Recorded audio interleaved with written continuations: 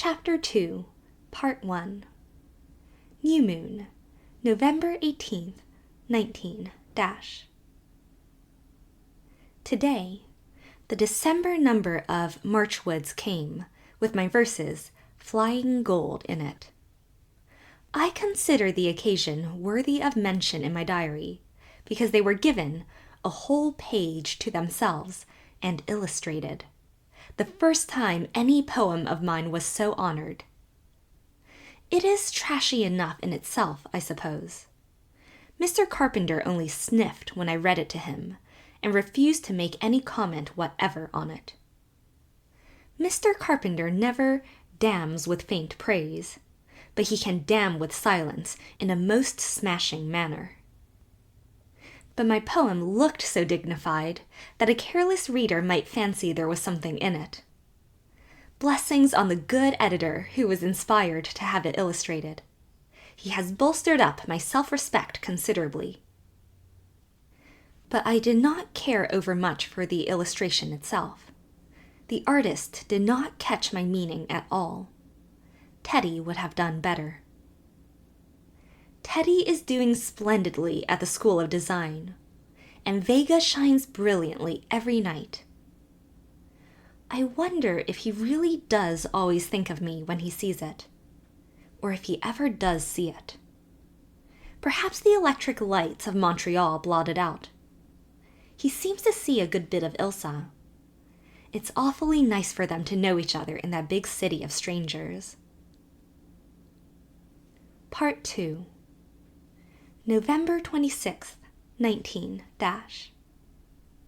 Today was a glamorous November afternoon, summer mild and autumn sweet. I sat and read a long while in the pond burying ground. Aunt Elizabeth thinks this a most gruesome place to sit in, and tells Aunt Laura that she is afraid there's a morbid streak in me. I can't see anything morbid about it. It's a beautiful spot, where wild, sweet odors are always coming across Blairwater on the wandering winds, and so quiet and peaceful, with the old graves all about me, little green hillocks with small frosted ferns sprinkled over them. Men and women of my house are lying there, men and women who had been victorious, men and women who had been defeated, and their victory and defeat are now won. I never can feel either much exalted or much depressed there. The sting and the tang alike go out of things.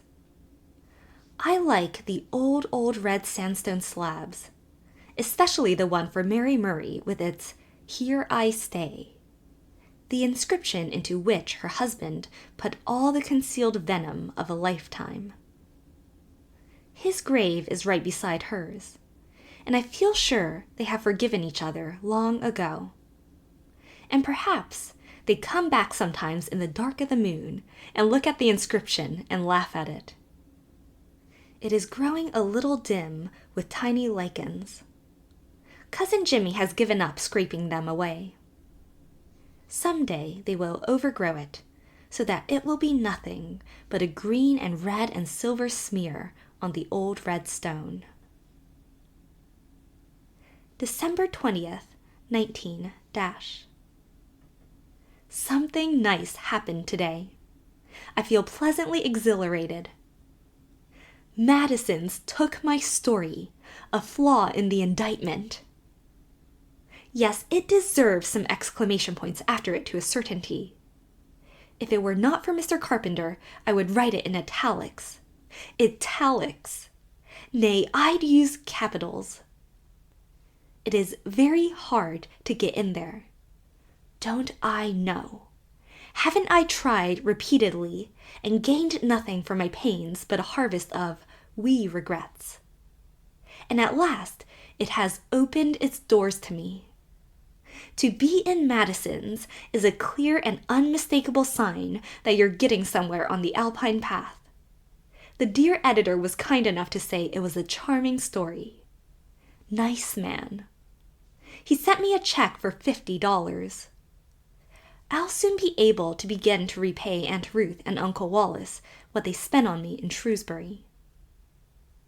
Aunt Elizabeth, as usual, looked at the check suspiciously, but for the first time forbore to wonder if the bank would really cash it. Aunt Laura's beautiful blue eyes beamed with pride. Aunt Laura's eyes really do beam. She is one of the Victorians. Edwardian eyes glitter and sparkle and allure, but they never beam. And somehow, I do like beaming eyes, especially when they beam over my success. Cousin Jimmy says that Madison's is worth all the other Yankee magazines put together, in his opinion. I wonder if Dean Priest will like a flaw in the indictment, and if he will say so. He never praises anything I write nowadays, and I feel such a craving to compel him to. I feel that his is the only commendation, apart from Mr. Carpenter's, that is worth anything. It's odd about Dean. In some mysterious way, he seems to be growing younger. A few years ago, I thought of him as quite old. Now, he seems only middle-aged. If this keeps up, he'll soon be a mere youth. I suppose the truth is that my mind is beginning to mature a bit, and I'm catching up with him.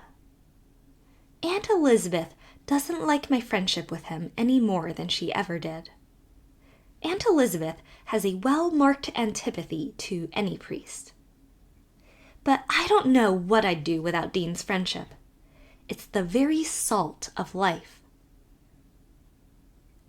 January 15th, 19 Today was stormy. I had a white night last night after 4 rejections of MSS I had thought especially good. As Miss Royal predicted, I felt that I had been an awful idiot not to have gone to New York with her when I had the chance. Oh, I don't wonder babies always cry when they wake up in the night. So often I want to do it too. Everything presses on my soul then, and no cloud has a silver lining. I was blue and disgruntled all the forenoon, and looked forward to the coming of the mail as the one possible rescue from the doldrums. There is always such a fascinating expectancy and uncertainty about the mail. What would it bring me? A letter from Teddy. Teddy writes the most delightful letters. A nice thin envelope with a check. A fat one, woefully eloquent of more rejected MSS. One of Ilsa's fascinating scrawls. Nothing of the sort. Merely an irate epistle from second cousin once removed Beulah Grant of Dairy Pond, who is furious because she thinks I put her into my story, Fools of Habit, which has just been copied into a widely circulated Canadian farm paper. She wrote me a bitterly reproachful letter, which I received today. She thinks I might have spared an old friend who has always wished me well. She is not accustomed to being ridiculed in the newspapers, and will I, in future, be so kind as to refrain from making her the butt of my supposed wit in the public press? Second cousin once removed Beulah wields a facile pen of her own when it comes to that. And while certain things in her letter hurt me, other parts infuriated me. I never once even thought of Cousin Beulah when I wrote that story. The character of Aunt Kate is purely imaginary. And if I had thought of Cousin Beulah, I most certainly wouldn't have put her in a story. She is too stupid and commonplace, and she isn't a bit like Aunt Kate, who is, I flattered myself, a vivid, snappy, humorous old lady. But Cousin Beulah wrote to Aunt Elizabeth, too. and we have had a family ruction. Aunt Elizabeth won't believe I am guiltless. She declares Aunt Kate is an exact picture of Cousin Beulah, and she politely requests me. Aunt Elizabeth's polite requests are awesome things. Not to caricature my relatives in my future productions. It is not, said Aunt Elizabeth in her stateliest manner, a thing any Murray should do, make money out of the peculiarities of her friends. It was just another of Miss Royal's predictions fulfilled. Oh, was she as right about everything else? If she was... But the worst slam of all came from Cousin Jimmy, who had chuckled over fools of habit. "Never mind old Beulah, Pussy," he whispered. "That was fine. You certainly did her up brown in Aunt Kate. I recognized her before I'd read a page. Knew her by her nose." There you are. I unluckily happened to dower Aunt Kate with a long, drooping nose. Nor can it be denied that Cousin Beulah's nose is long and drooping. People have been hanged on no clear circumstantial evidence. It was of no use to wail despairingly that I had never even thought of Cousin Beulah. Cousin Jimmy just nodded and chuckled again. Of course, best to keep it quiet. Best to keep anything like that pretty quiet. The worst sting in all this is that if Aunt Kate is really like Cousin Beulah Grant, then I failed egregiously in what I was trying to do.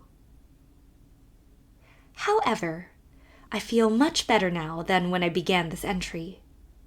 I've got quite a bit of resentment and rebellion and discouragement out of my system. That's the chief use of a diary, I believe. Part 3. February 3rd, 19 This was a big day. I had 3 acceptances, and one editor asked me to send him some stories. To be sure, I hate having an editor ask me to send a story somehow. It's far worse than sending them unasked. The humiliation of having them returned after all is far deeper than when one just sends off a MS to some dim impersonality behind an editorial desk 1,000 miles away. And I have decided that I can't write a story to order. 'Tis a diabolical task. I tried to lately. The editor of Young People asked me to write a story along certain lines. I wrote it. He sent it back, pointing out some faults and asking me to rewrite it. I tried to. I wrote and rewrote and altered and interlined until my MS looked like a crazy patchwork of black and blue and red inks. Finally, I lifted one of the covers of the kitchen stove and dumped in the original yarn and all my variations thereof. After this, I'm just going to write what I want to, and the editors can be canonized. There are northern lights and a misty new moon tonight. Part 4. February 16th, 19 My story, What the Jest Was Worth, was in the Home Monthly today, but I was only one of others on the cover. However, to balance that, I have been listed by name as one of the well-known and popular contributors for the coming year in Girlhood Days. Cousin Jimmy has read this editor's foreword over 6 times, and I heard him murmuring, "well-known and popular," as he split the kindlings. Then he went to the corner store and bought me a new Jimmy book. Every time I pass a new milestone on the Alpine path, Cousin Jimmy celebrates by giving me a new Jimmy book. I never buy a notebook for myself. It would hurt his feelings. He always looks at the little pile of Jimmy books on my writing table with awe and reverence, firmly believing that all sorts of wonderful literature is locked up in the hodgepodge of description and characters and bits they contain. I always give Dean my stories to read. I can't help doing it, although he always brings them back with no comment, or worse than no comment, faint praise. It has become a sort of obsession with me to make Dean admit I can write something worthwhile in its line. That would be triumph. But unless and until he does, everything will be dust and ashes, because he knows. Part 5. April 2nd, 19 The spring has affected a certain youth of Shrewsbury who comes out to New Moon occasionally. He is not a suitor of whom the house of Murray approves, nor, which is more important, one of whom E.B. Starr approves. Aunt Elizabeth was very grim because I went to a concert with him. She was sitting up when I came home. "You see I haven't eloped, Aunt Elizabeth," I said. "I promise you I won't. If I ever want to marry anyone, I'll tell you so, and marry him in spite of your teeth." I don't know whether Aunt Elizabeth went to bed with an easier mind or not. Mother eloped, thank goodness, and Aunt Elizabeth is a firm believer in heredity. Part 6. April 15th, 19 This evening, I went away up the hill and prowled about the disappointed house by moonlight. The disappointed house was built 37 years ago, partly built at least, for a bride who never came to it. There it has been ever since, boarded up, unfinished, heartbroken, haunted by the timid, forsaken ghosts of things that should have happened but never did. I always feel so sorry for it, for its poor blind eyes that have never seen, that haven't even memories. No homelight ever shone out through them. Only once, long ago, a gleam of firelight. It might have been such a nice little house, snuggled against that wooded hill, pulling little spruces all around it to cover it. A warm, friendly little house, and a good-natured little house. Not like the new one at the corner that Tom Semple is putting up. It is a bad-tempered house, vixenish, with little eyes and sharp elbows. It's odd how much personality a house can have, even before it is ever lived in at all. Once, long ago, when Teddy and I were children, we pried a board off the window and climbed in and made a fire in the fireplace. Then we sat there and planned out our lives. We meant to spend them together in that very house. I suppose Teddy has forgotten all about that childish nonsense. He writes often, and his letters are full and jolly and Teddy-like, and he tells me all the little things I want to know about his life. But lately, they have become rather impersonal, it seems to me. They might just as well have been written to Ilsa as to me. Poor little disappointed house. I suppose you will always be disappointed. Part 7. May 1st, 19 Spring again.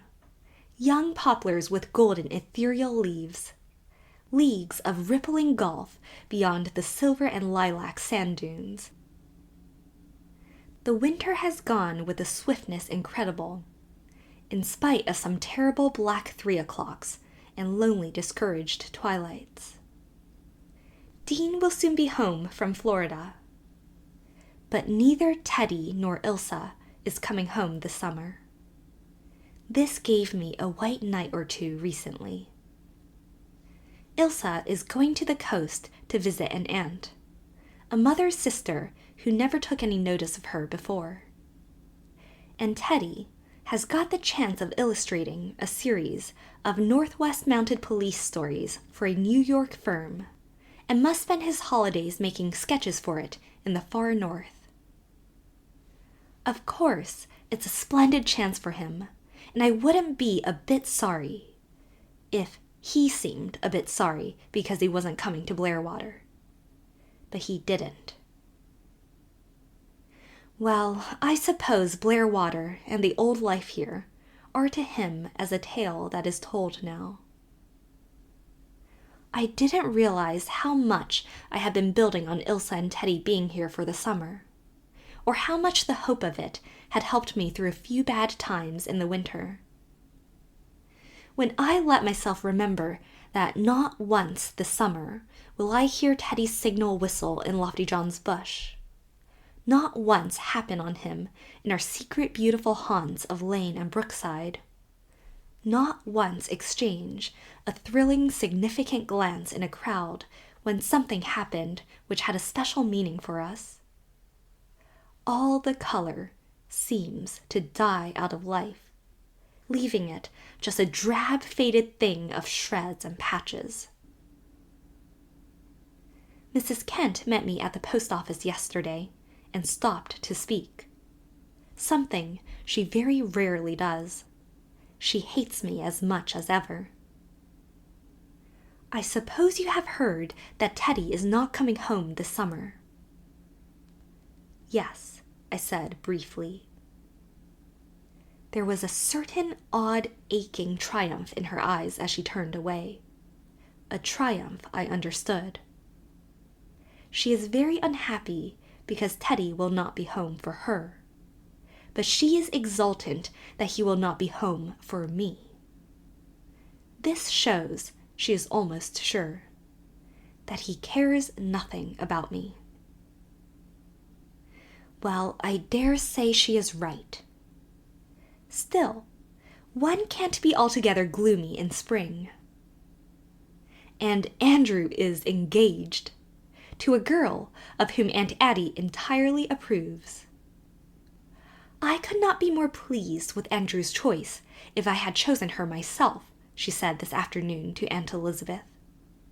To Aunt Elizabeth, and at me. Aunt Elizabeth was coldly glad, or said she was. Aunt Laura cried a little.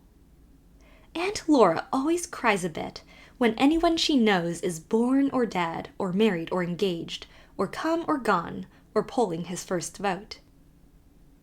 She couldn't help feeling a little disappointed.